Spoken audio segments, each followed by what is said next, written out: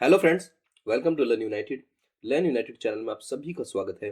Daily GK and current affair के 30 दिसंबर के important questions को लेकर हम आप सभी के सामने हाजिर हैं। चलिए फटाफट वीडियो को स्टार्ट करते हैं और लेते हैं आज का पहला क्वेश्चन। हाल ही में खबरों में रही रेणुका जी बांध परियोजना किस भारतीय राज्य में निर्मित की जाएगी? In which Indian state Renuka ji dam project which was in news recently will be build? तो यहाँ पर कहाँ पर बिल्ड की जाएगी? आपके ऑप्शन उत्तर प्रदेश, अरुणाचल प्रदेश, पंजाब और हिमाचल प्रदेश। तो यहाँ पर करेक्ट आंसर है हिमाचल प्रदेश में रेणुका जी बांध परियोजना निर्मित की जाएगी। चलिए जानते हैं इसके बारे में। प्रधानमंत्री नरेंद्र मोदी जी ने हिमाचल प्रदेश के मंडी से 6,700 करोड़ रुपए की रेणुका जी बांध परियोजना की नींव रखी। एक बार पूरा होने के बाद गिरी नदी पर, अगर क्वेश्चन पूछा जाता है रेणुका जी बांध नदी परियोजना जो है किस नदी पर है, तो गिरी नदी पर है। इस परियोजना से 40 मेगावाट सतह बिजली घर में 200 मिलियन यूनिट ऊर्जा उत्पन्न होने की उम्मीद है। इस बांध की भंडारण क्षमता 498 मिलियन क्यूबिक मीटर होगी, जो दिल्ली की पेयजल आवश्यकता का लगभग 40% पूरा करेगी। और इस रेणुका जी बांध परियोजना से दिल्ली को भी बेनिफिट मिलेगा, इनको भी, दिल्ली को भी पीने के लिए पानी मिलेगा। और कौन सी नदी पर बनाया जा रहा है? ये गिरी नदी पर बनाया जा रहा है। चलिए बढ़ते हैं आगे, लेते हैं नेक्स्ट क्वेश्चन।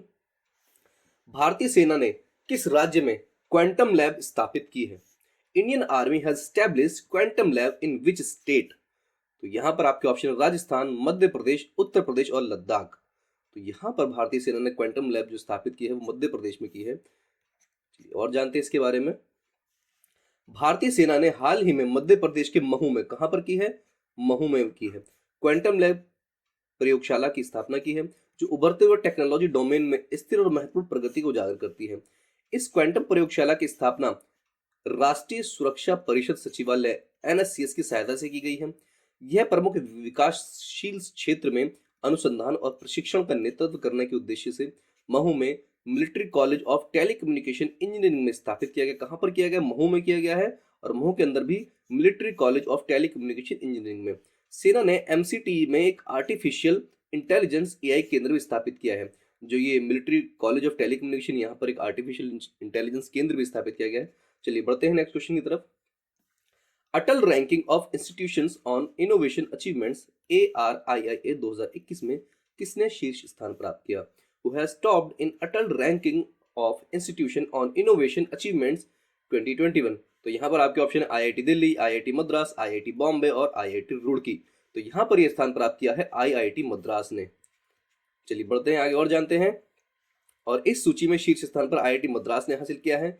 यह तकनीकी श्रेणी में भारत में सबसे नवीन शैक्षणिक संस्थान के रूप में रैंकिंग में सबसे ऊपर है। IIT मद्रास ने लगातार तीसरी बार, कितनी बार जीता है? थर्ड टाइम, तीसरी बार सम्मान जीता है। यह शिक्षा मंत्रालय और AICTE की एक संयुक्त पहल है, जो छात्रों और शिक्षकों के बीच स्टार्टअप, इनोवेशन और उद्यमिता विकास जैसे संकेतकों पर पूरे भारत में उच्च शिक्षण संस्थानों को व्यवस्थित रूप से रैंक करती है। इस पहल के तहत संस्थानों का मूल्यांकन पंजीकृत छात्रों और फैकल्टी, स्टार्टअप्स की संख्या, पेटेंट फाइलिंग और स्वीकृत इंक्यूबेटेड स्टार्टअप्स द्वारा फंड जनरेशन आदि जैसे मापदंडों पर किया जाता है। तो इसमें IIT मद्रास टॉप पर रहा है। चलिए बढ़ते हैं आगे। हाल ही में कहां सुराई इको टूरिज्म जोन का उद्घाटन किया गया है? Where Surai eco tourism zone has been inaugurated recently? तो आपके ऑप्शन है पंजाब, उत्तराखंड, महाराष्ट्र और फिर हिमाचल प्रदेश। इसको किया गया है उत्तराखंड में। सुराई इको टूरिज्म जोन का उद्घाटन उत्तराखंड में किया गया है। तो सुराई इको टूरिज्म जोन उत्तराखंड का पहला ऐसा इको टूरिज्म जोन है जहां पर्यटकों द्वारा जंगल सफारी का लुत्फ उठाया जा सकेगा। मुख्यमंत्री पुष्कर सिंह धामी ने खटीमा में सुराई इको टूरिज्म जोन में जंगल सफारी का शुभारंभ किया। मुख्यमंत्री ने कहा खटीमा, कहां पर है ये? खटीमा जो एरिया है वहां पर, खटीमा व आसपास के क्षेत्र को पर्यटन मानचित्र में ऊंचा स्थान दिलाना इस योजना का मुख्य उद्देश्य है। चलिए बढ़ते हैं आगे, लेते हैं नेक्स्ट क्वेश्चन। हाल ही में किस पूर्व राजनयिक को देश का नया उप राष्ट्रीय सुरक्षा सलाहकार बनाया गया है? Which former diplomat has recently been made the country's new deputy national security advisor? तो यहाँ पर आपके ऑप्शन है प्रथम अग्रवाल, पंकज सरन, विक्रम मिश्री या फिर इनमें से कोई नहीं। यहाँ पर करेक्ट आंसर है विक्रम मिश्री जी को उपराष्ट्रीय सुरक्षा सलाहकार बनाया गया है। चलिए जानते हैं, ये देखिए यह है विक्रम मिश्री जी। तो चीन में भारत के पूर्व दूत और चीन मामलों के जानकार विक्रम मिश्री को सोमवार को राष्ट्रीय सुरक्षा परिषद सचिवालय में उपराष्ट्रीय सुरक्षा सलाहकार नियुक्त किया गया है। चलिए बढ़ते हैं आगे, लेते हैं नेक्स्ट क्वेश्चन। संयुक्त राष्ट्र सुरक्षा परिषद की आतंक विरोधी समिति की अध्यक्षता कौन करेगा? Who will chair the anti terrorism committee of the United Nations security council. तो यहाँ पर आपके ऑप्शन है श्रीलंका, इंडिया, पाकिस्तान या फिर अमेरिका। तो यहाँ पर इसको करेगा भारत, हमारा इंडिया। चलिए और जानते हैं इसके बारे में। वर्ष 2012 में यूएनएससी आतंकवाद विरोधी समिति की अध्यक्षता करने के बाद भारत 10 लंबे वर्षों के बाद, 10 वर्ष के बाद, इससे पहले कब की थी भारत ने? 2012 में की थी। जनवरी 2022 में आतंकवाद विरोधी समिति की अध्यक्षता करेगा। दिनांक 8 जनवरी 2021 को संयुक्त राष्ट्र में भारत के स्थायी प्रतिनिधि राजदूत टीएस तिरुमूर्ति ने घोषणा की थी कि भारत 2021 में यूएनएससी के 3 महत्वपूर्ण समुदायों की अध्यक्षता करेगा। और ये 3 महत्वपूर्ण समुदाय कौन कौन से हैं? सबसे पहले तालिबान प्रबंधन समिति, आतंकवाद विरोधी समिति और लीबिया प्रतिबंध समिति। इन तीनों की भारत अध्यक्षता करेगा, इन तीनों के लिए। चलिए बढ़ते हैं आगे, लेते हैं नेक्स्ट क्वेश्चन। पहला महामारी तैयारी दिवस कब मनाया गया? When was the first International Day of Epidemic Preparedness celebrated? तो ये सेलिब्रेट किया गया 27 दिसंबर को, 27 दिसंबर को सेलिब्रेट किया गया। चलिए जानते हैं इसके बारे में। क्यों किया गया? कोरोना महामारी के चलते राष्ट्रीय और अंतर्राष्ट्रीय स्तर पर सूचनाओं के आदान प्रदान को सुविधाजनक बनाना और सर्वोत्तम प्रथाओं का आदान प्रदान सुनिश्चित करने के उद्देश्य से संयुक्त राष्ट्र ने इस वर्ष से अंतर्राष्ट्रीय महामारी तैयारी दिवस बनाने की आधिकारिक घोषणा की है। इस प्रस्ताव को संयुक्त राष्ट्र महासभा ने मंजूरी दी। यह दिवस हमें भविष्य में कोविड-19 या इसके जैसी महामारियों से जो चुनौतियां हैं उनसे निपटने में मदद करेगा। किस तरीके से हम इन चुनौतियों से निपट सकते हैं, उनकी तैयारियों के लिए अंतर्राष्ट्रीय महामारी तैयारी दिवस कब से बनाना शुरू किया गया? 27 दिसंबर से। चलिए बढ़ते हैं आगे। हाल ही में अतुल कुमार गोयल को किस बैंक का नया एमडी एंड सीईओ नियुक्त किया गया है? Recently Atul Kumar Goyal has been appointed as the new MD and CEO of which bank? यहाँ पर आपके ऑप्शन है RBL bank, yes bank, Punjab national bank या फिर कैनरा बैंक। तो इनको चुना गया है, नियुक्त किया है पंजाब नेशनल पीएनबी बैंक का। चलिए बढ़ते हैं आगे, जानते हैं। ये देखिए, ये अतुल कुमार गोयल जी हैं, पंजाब नेशनल बैंक के एमडी एंड सीईओ के रूप में यूके बैंक, जो यूको बैंक है, उसके एमडी और सीईओ अतुल कुमार गोयल की नियुक्ति को मंजूरी दे दी है। अतुल कुमार गोयल जी 31 दिसंबर 2024 तक पीएनबी के प्रमुख के रूप में काम करेंगे, जो उनकी सेवानिवृत्ति की उम्र है। अतुल कुमार गोयल जी पीएनबी के मौजूदा एमडी और सीईओ मल्लिकार्जुन राव की जगह लेंगे। किसकी जगह लेंगे? इनसे पहले कौन है? अभी मल्लिकार्जुन राव हैं, इनकी जगह पर अब अतुल कुमार गोयल जी बनेंगे जनवरी के बाद से।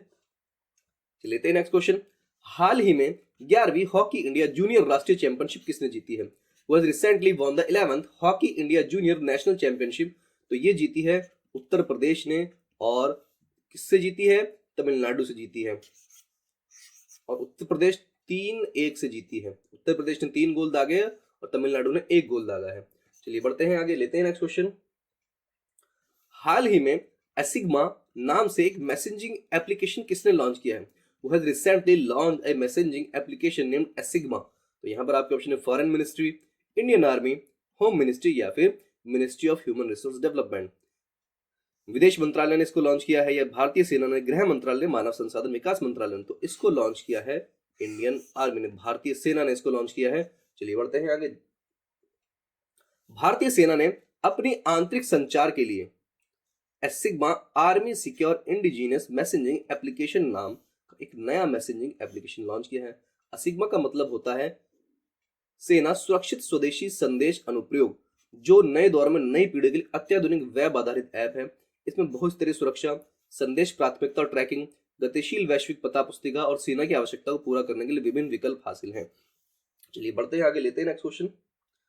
हाल ही में किसे इक्विटास स्मॉल फाइनेंस बैंक के एमडी एंड सीईओ के रूप में पुनः नियुक्त किया गया है?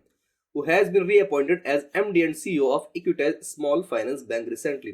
तो यहाँ पर आपके ऑप्शन है प्रथम अग्रवाल, पंकज सरन, वासुदेवन पथंगी नरसिम्हन या फिर इनमें से कोई नहीं। तो ये चुना गया है दोबारा से वासुदेवन पथंगी नरसिम्हन को। चलिए बढ़ते हैं आगे। हाल ही में भारतीय कॉर्पोरेट मामलों के संस्थान के महानिदेशक और सीईओ के रूप में किसे नामित किया गया है? Who has been named as the Director General and CEO of the Indian Institute of Corporate Affairs recently? तो ये चुना गया है प्रवीण कुमार जी को। चलिए जानते हैं और बढ़ते हैं। 29 दिसंबर को आपसे प्रश्न पूछा गया था, Who won the SAFF Under-19 women football championship 2021? South Asian football federation under-19 महिला फुटबॉल चैंपियनशिप 2021 किसने जीती? तो ये जीती है बांग्लादेश ने। और लेते हैं आज का प्रश्न। आज का प्रश्न है, इज माई ट्रिप ने किसे अपना ब्रांड एम्बेसडर नियुक्त किया है? वो has been appointed by EaseMyTrip as its brand ambassador. Video अगर आपको अच्छी लगी हो, कंटेंट आपको पसंद आया तो प्लीज वीडियो को लाइक कीजिए, ज्यादा से ज्यादा शेयर कीजिए, और अगर अभी तक भी हमारे चैनल को सब्सक्राइब नहीं किया तो चैनल को सब्सक्राइब कीजिए। Thank you so much guys for watching.